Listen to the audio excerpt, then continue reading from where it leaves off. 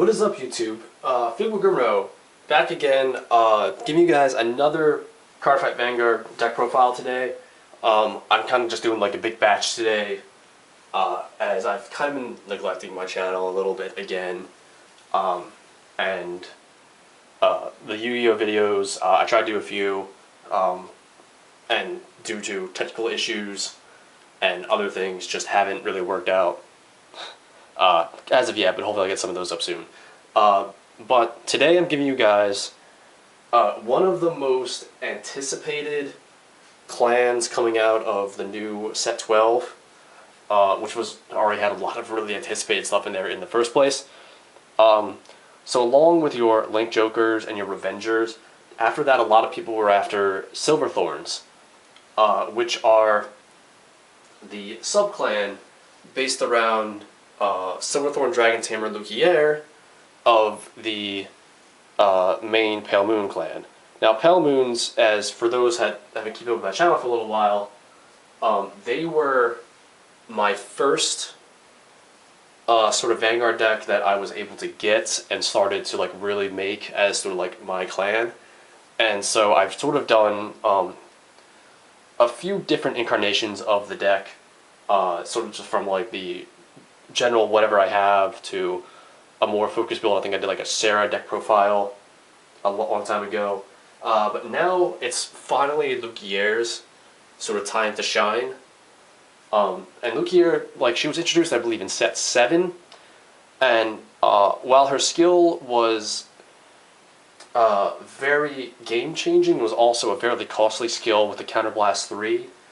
And being around the time that other decks, such as like Gold Paladins and you know, Aquaforce are coming out, and like some of the Cross Rides and stuff like that are coming out. So the Pale Moons didn't quite. They were just sort of like a borderline clan, didn't quite get there. But now with Silverthorns, they definitely have seen a major upgrade. Sort of lose some of their attack chaining ability, but definitely become a lot more of a consistent deck. So let me get to the deck profile and show you guys what I'm doing with this. First off, your starter is Silverthorn Assistant Ionella. Probably the best starter for Silverthorns over like Girl and the top 10, but one in your soul. And the reason is that unlike other Forerunners that you just have to put her back in the soul, she's going to stay out in the field and have a constant ability. And that ability is that when she boosts a Silverthorn Vanguard, and it hits, you get to look at the top 2 cards of your deck, select one Silverthorn from among those, put it into your soul, and then put the other one on the bottom of your deck. So unlike the old Pale Moon builds that worked a lot like Dark Irregulars, because they're sort of like twin clans sort of things, both from the Dark Zone and all that stuff. This new sort of looking at the top 2 cards of your deck and selecting one to put into your soul definitely adds a lot more consistency factor to a very inconsistent mechanic in soul charging. And there's also a grade 1 that has a very similar skill as well. But the starter is very nice, definitely lets you set up for some of your later plays.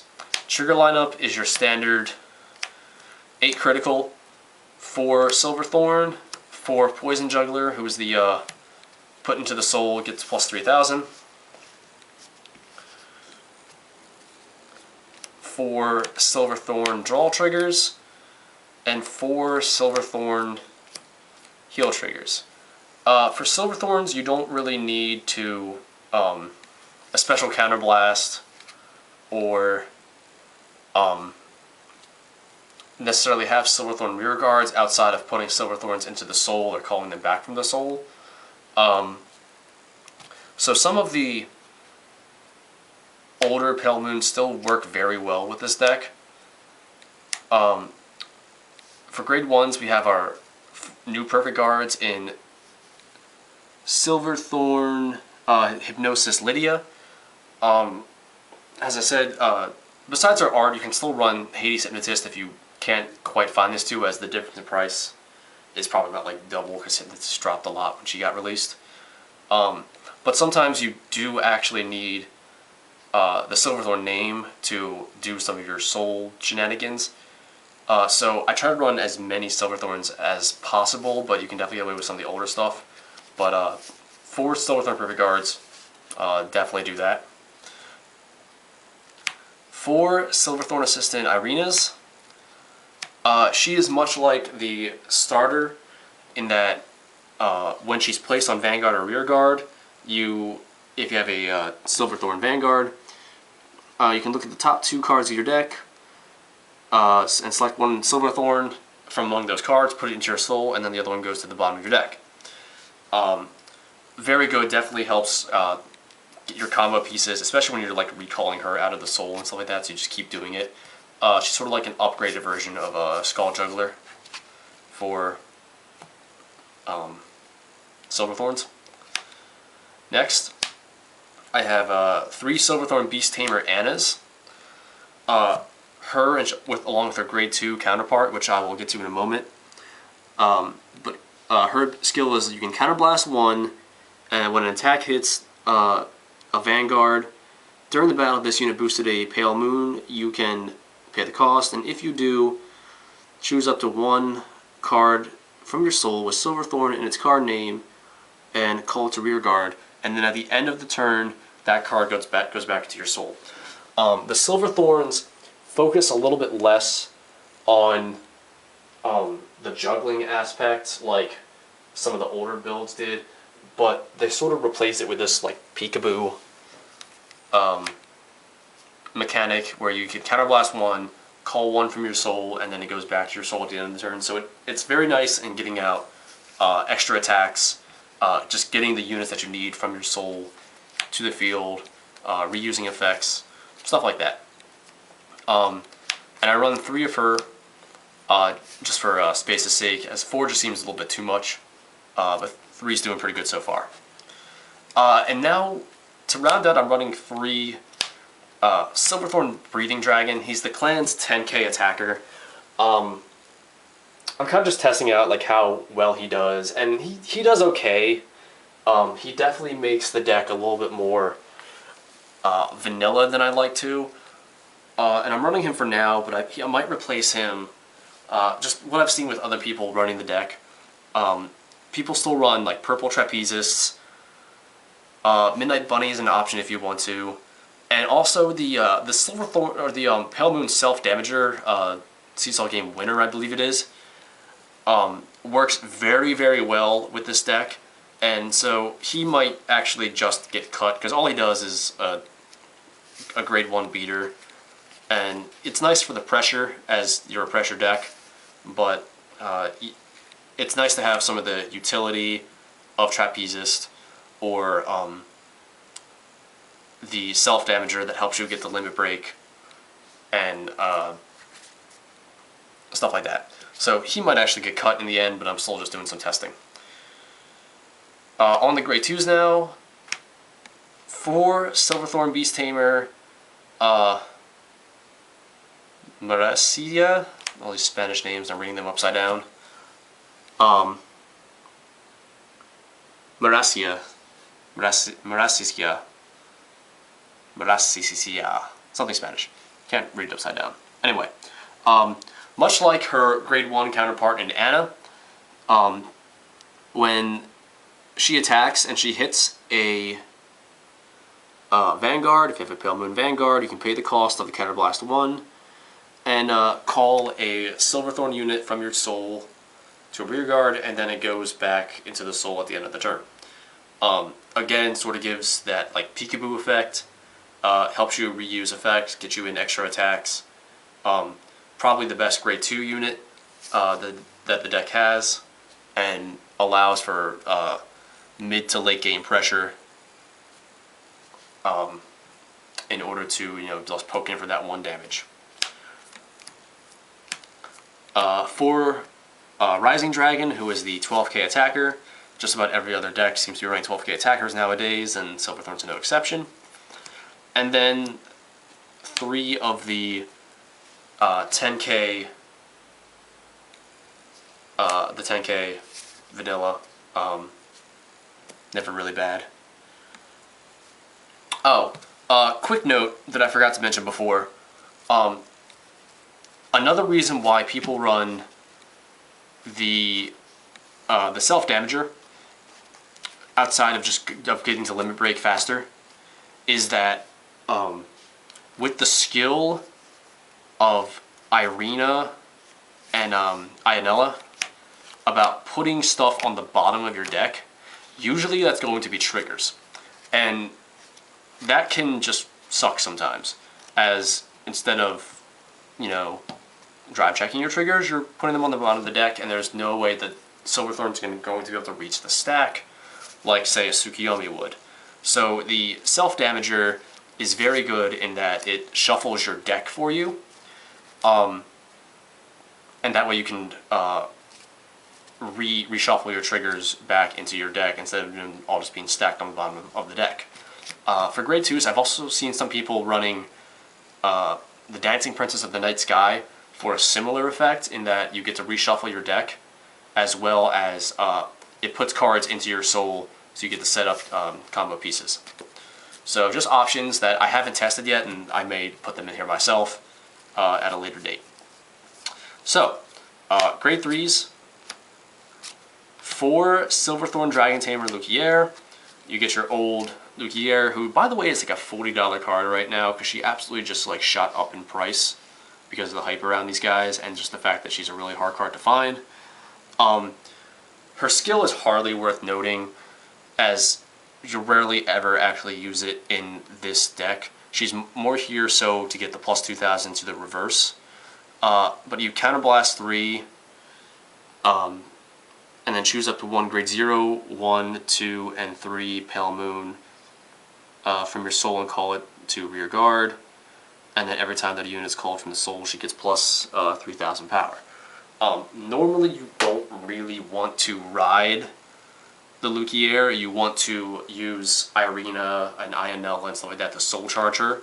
So that way you can ride her cross ride, which is the Luquier reverse, as soon as possible, and then she becomes a 13k permanently on your turn and also your opponent's turn, so it makes it a lot easier to defend against attacks. Now, as for the reverse, she has your standard Lord ability. If you have a card named Silverthorn Dragon Tamer Luquier in your soul, she gets plus 2,000 like all cross rides do. And then her limit break is you counterblast 1 and then choose one of your Pale Moon rear guards and lock it. And then you can choose a Pale Moon from your soul and call it to rear guard, and that unit gets plus 5,000 power until the end of turn. So, like the other reverses, she is a self-locker. So you would lock one of your cards, call a unit out from your soul, and it get permanently, and it gets plus 5,000 power. So by herself, her skill is plus 5,000 power to the end of turn. By herself, her skill is rather underwhelming, I feel, but it's sort of like, you know, like a low cost, low reward. But it's definitely nice when you're starting to call out the Counterblast 1, Maracia, or like N or something like that. Give them a power boost, attack, use their skill, Counterblast, call out another one. Definitely helps getting multiple attacks in, getting some combo pieces going. 13k on defense is great. Some people, which I honestly have not tested this build yet, but you'll also see a lot of people running, where is it, here they are. Miracle Pop Avas, who is the Pale Moon Break Ride. I'm not running her, so I won't really explain her ability, but they'll run 3 of her, 2 Luquiers, and then 3 of the reverse, just to sort of get the best of both worlds for the cross ride and the break ride skill, although it's a little bit less consistent, which is the reason why I'm not running the Avas, but it definitely gives you a little bit more offensive push, which just in the little bit that I've played the deck so far is definitely kind of nice, as it just gives you a little bit of raw power for that break ride turn. But I feel that the consistency of the cross ride is definitely a lot more needed, as the deck itself isn't going to hit for a lot of really big numbers across the board, especially when you're going to be sitting a 5,000 power starter behind your Vanguard, so you're at best going to be hitting with like 18. If you have the cross ride 13k plus the 5,000, you'll be hitting with 18k in your Vanguard line.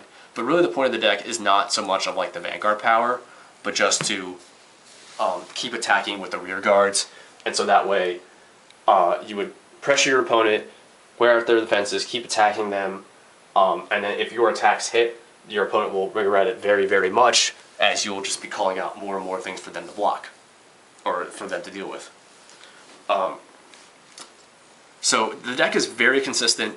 Definitely had a very good showing in Japan when they came out. A lot of people thought that the deck was just kind of be like, oh, whatever, and then people realized that, oh, hey, it's actually really good, it's really consistent, and very nice. Unfortunately, the deck has a rather mediocre matchup against Link Joker and locking, as the focus on the rear guards, and if your rear guards get locked, the Luquier Vanguard by herself isn't going to respond very well to that, so that way your entire deck will get shut down if you're in the triangle lock that Link Joker will give to you. So once set 13 hits, the playability of this deck takes a rather significant hit, as Chaos Breaker Dragon and the other Link Joker stuff just completely decimates it. But until then, the deck is an extremely solid option, and definitely can compete up there with Revengers, which the deck has an absolutely amazing matchup against. The current Link Jokers, like, you can still like do okay against them. Just right now, the deck is very nice, and they do get a lot of really good support later, including a second Luquier cross ride. I think in set 15 they get that. So keep a lookout for this deck pre-set 13, as it's definitely a much anticipated deck, and a lot of people are definitely going to be running it. So I have not gotten sort of like the testing in with this deck that I've hoped to so far, so I would really like to hear back from you guys on YouTube as to what I can do to make this feel better and what stuff I can change up, because there's a lot of stuff that I could probably change. So let me know what you guys think. Thanks for watching. Peace out, YouTube.